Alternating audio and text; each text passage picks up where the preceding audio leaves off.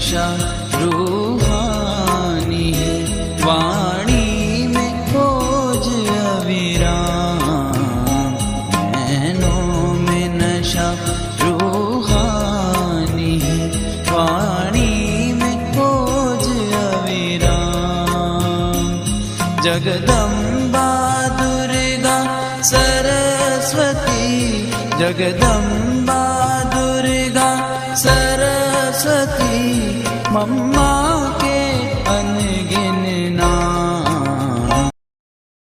ओम शांति। मातेश्वरी जगदम्बा सरस्वती, उनके जीवन की हम सब विशेषताएं सुन रहे हैं कि कैसे हमारी मम्मा मातेश्वरी बनी। तो मम्मा को कभी भी अपने लिए किसी प्रकार की कोई कामना नहीं थी, क्योंकि मम्मा सदैव सर्व खजानों से भरपूर संपन्न रहती थी। जो खुद संपन्न है तो वो खुद के लिए कोई इच्छा नहीं रख सकता, वो तो अनेकों की मनोकामनाएं पूर्ण करने वाली कामधेनु माँ बन गई। और वैसे भी बाबा के पास जब कुमारियां आती थी, कन्याएं होती थी, तो बाबा उन कन्याओं को कहते थे कि अरे तुम अपनी मम्मा को देखो, अपनी मम्मा को देखो, उनको फॉलो करो। वैसे भी कहते हैं शास्त्रों में कि कामधेनु गाय की पूंछ पकड़ के स्वर्ग की ओर चल पड़ते हैं। तो सचमुच हमारी मम्मा वो कामधेनु गाय अनेकों की सर्व की इच्छाएं पूरी करने वाली थी। उनको अपने लिए कोई कामना नहीं थी। साथ साथ मम्मा के अंदर क्षमा का गुण अति अंदर भरा हुआ था। कभी भी मम्मा किसी की चाहे कितनी भी बड़ी भूल हो जाए, मम्मा कभी उसके लिए खराब भाव या उसको कुछ कहना, ऐसा कभी मम्मा ने नहीं किया। कहते हैं देवताओं के अंदर क्षमा का गुण होता है, तो सचमुच चैतन्य देवी हमारी मातेश्वरी में ये क्षमा का गुण था। एक बार की बात है, एक बार कहीं मम्मा के साथ अनेक भाई बहनें थे। वहां सेवा केंद्र पर एक बहन जब सेवा कर रही थी, तो किचन में सेवा करते हुए उसके हाथ में दूध का पतीला गिर गया, उसके हाथ से छूट गया। अब नुकसान तो हुआ था, लेकिन मम्मा ने उस बहन को कुछ भी नहीं कहा और ये कहा कि बच्ची, कहीं तुम्हें चोट तो नहीं लगी, कहीं गर्म दूध तुम्हारे हाथ पे तो नहीं लगा, बस कोई बात नहीं, तुम्हें चोट नहीं लगनी चाहिए थी।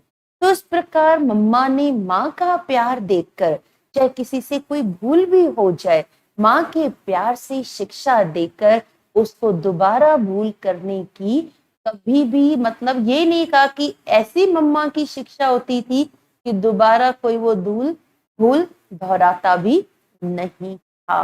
तो ऐसी क्षमा करने वाली क्षमाशील हमारी मातेश्वरी जगदम्बा। और तो और माँ जो थी स्नेह की मूरत थी, ममता की मूरत थी। तो अपने बच्चों के लिए तो थी ही थी ममता की मूरत, लेकिन अनेक भक्तों के लिए भी थी। एक बार की बात है, जालंधर में मम्मा कहीं गई थी सेवा के लिए। वहां के भाई बहनों ने कहा मम्मा का स्वागत करें, तो स्वागत तो अच्छे से किया, लेकिन मम्मा जब क्लास कराने वाली थी तो वहां इतना माइक साउंड किसी प्रकार का और कोई अरेंजमेंट नहीं हो पाया था। तो वहां की बहनें सोच रही थी कि हमारे पास माइक नहीं है, कोई साउंड नहीं, कलाकार नहीं, लेकिन फिर भी मम्मा ने तो सभा को संबोधित किया, क्लास कराई। तो मम्मा जब सभा में आई, क्लास अभी कराना शुरू ही किया, तो क्या देखा, उसी समय कुछ भक्त माँ के गीत गाते हुए वहां सभा में आए। वो कलाकार थे, उनके पास माइक भी था, साउंड सिस्टम भी था। तो ये सब चीजों के साथ वो सभा में आए और जोर से गीत गाने लगे कि हमारी मातेश्वरी, हमारी अम्बे मैया आ गई हैं। तो ऐसे जब वो कलाकार सभा में बैठ गए गीत गाते हुए और उनका माइक साउंड सब यूज हुआ, थोड़ी देर के बाद जब ये पूरा हो गया, तब उन कलाकारों से पूछा कि आपको यहाँ का किसने निमंत्रण दिया, यहाँ के लिए आपको किसने कहा कि हमें माइक की जरूरत है? तब उन कलाकारों ने कहा कि हमें रात को सपने में आया कि हमारी मातेश्वरी दुर्गा वो आई हैं और वो माँ कह रही है कि मैं सफेद वस्त्रों में इस स्थान पर अभी आई हूं, तो मेरे भक्तों, मेरे बच्चों, आओ। तो बस सपने में वो जो दिखा और हम बस जगह ढूंढते हुए आ गए अपनी माँ का दर्शन करने के लिए।